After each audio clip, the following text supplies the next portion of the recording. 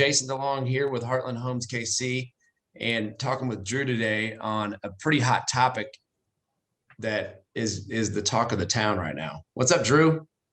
Not a whole lot, Jason. Just another day living in this beautiful sunny paradise we've been blessed with here in the Kansas City area, and just loving every second of it, that's for sure.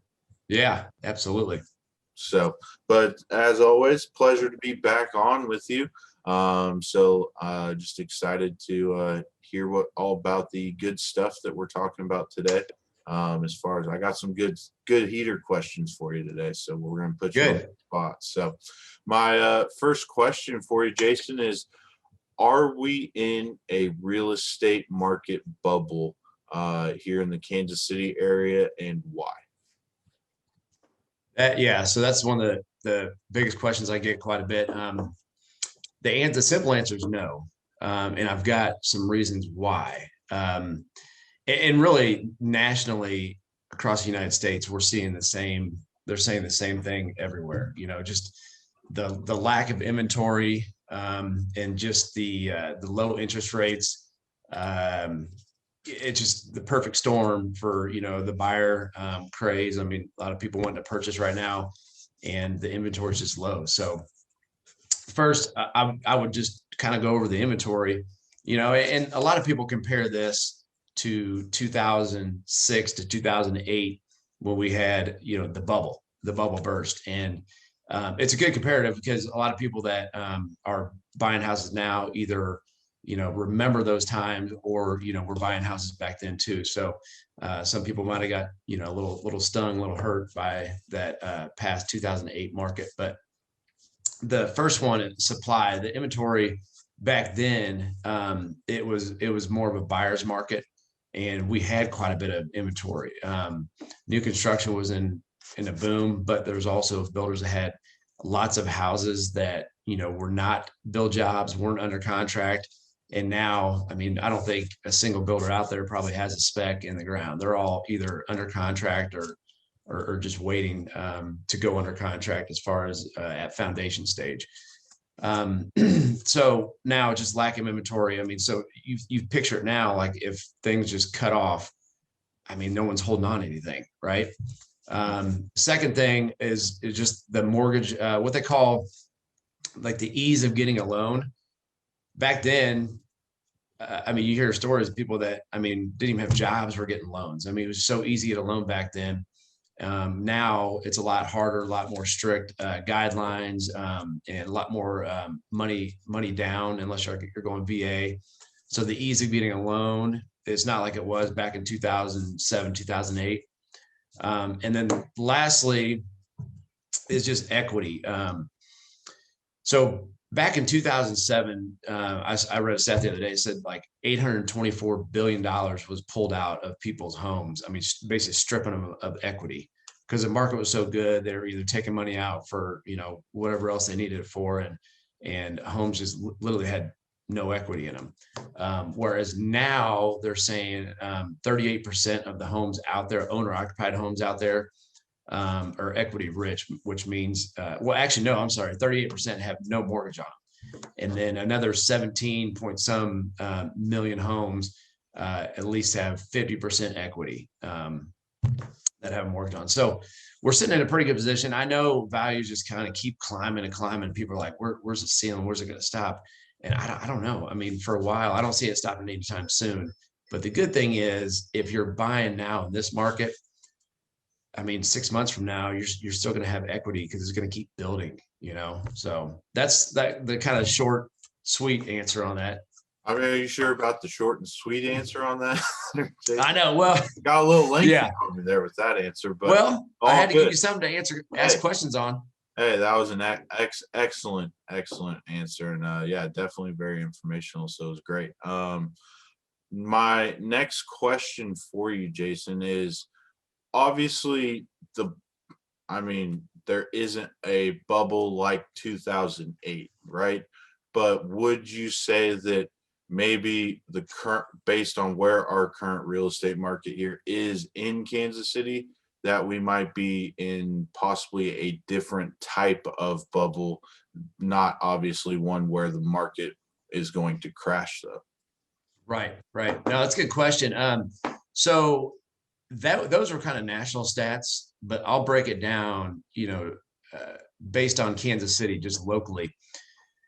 So, and this has been going on for the last probably 5 years, if not more. Kansas City's been a spotlight, from national investors, because we are, I mean, if you look at us on the map, I mean, we're pretty much smack dab in the middle of the United States. So logistically, it makes sense for a lot of companies to move here to where they can transport. I mean, it just makes their communication and travel and logistics a lot simpler. So there's a lot of companies moving into this area. We're doing the whole airport expansion for international travel and just to make, in and out of Kansas City a lot easier. But just nationally, a lot of investors, especially these institutional investors that have these big trust, funds and accounts that just buy up a lot of these houses. Kansas City is one of the last markets in the nation where, the purchase price and the rent rate is so close together where they can make money. So they can go pay full price for, say, a $200,000 home and rent it out for $1,500 a month, and they're making instant cash flow. Where our purchase prices haven't caught up to a lot of the other places in the country where investors have pulled out of because it doesn't meet their criteria anymore. So it's been a spotlight for a while, and even more so now. I mean, it's investor rich, with everyone looking in this market.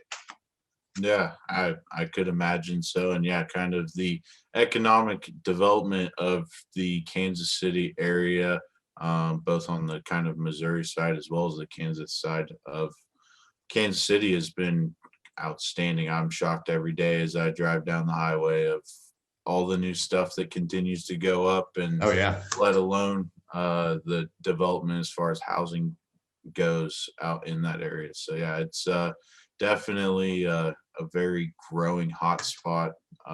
People, if they don't know about them, they will know shortly. So right. um, Agreed.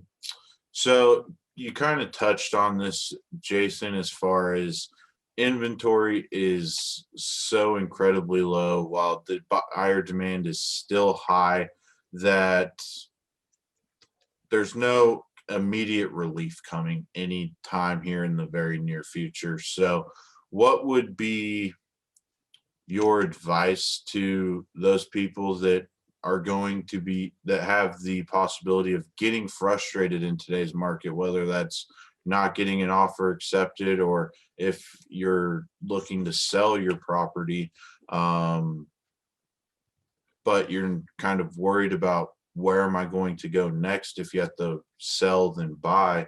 Right. Kind of what would be your advice for those people moving into this spring/summer season as far as real estate goes? Yeah.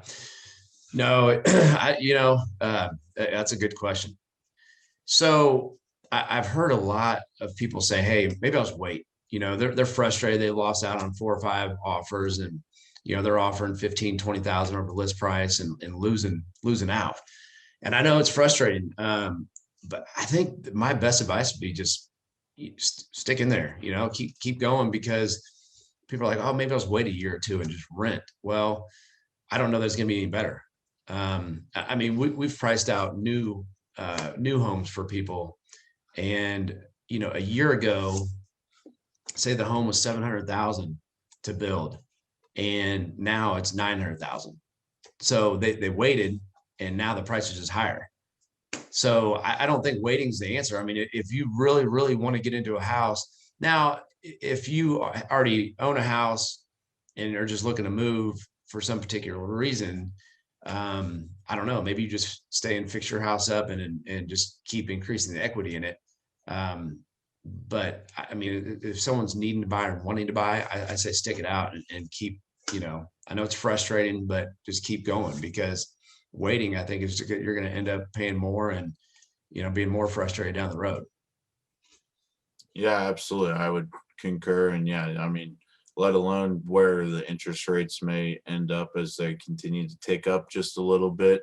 as far as how much they'll continue to go up over the next year, let alone years afterwards, is yet to be seen. So it's definitely an interesting time in the market to where, yeah, but at least we're not in a bubble like we are that we were in 2000. Oh yeah, we can say is that. So nowhere close.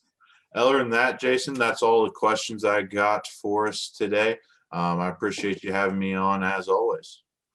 Absolutely, man. No, I appreciate it. The only thing, last thing I would say, you brought up interest rates, and I think that's the only, that's the caveat right now is like, I think rates will start ticking up just a little bit. And I don't think it'll maybe slow the value curve down just a tad, and maybe be a little bit better for people, give them a little bit more time when they're out there looking for a house. So I think that's maybe one thing that we do need is to slow it down just a tad bit. But I mean, other than that, yeah, there's no bubble. Hey, that like I said, that's good news for us all. So, well, again, Jason, I appreciate you having me on, and we'll catch you on the next one. All right. All right. Thanks, Drew.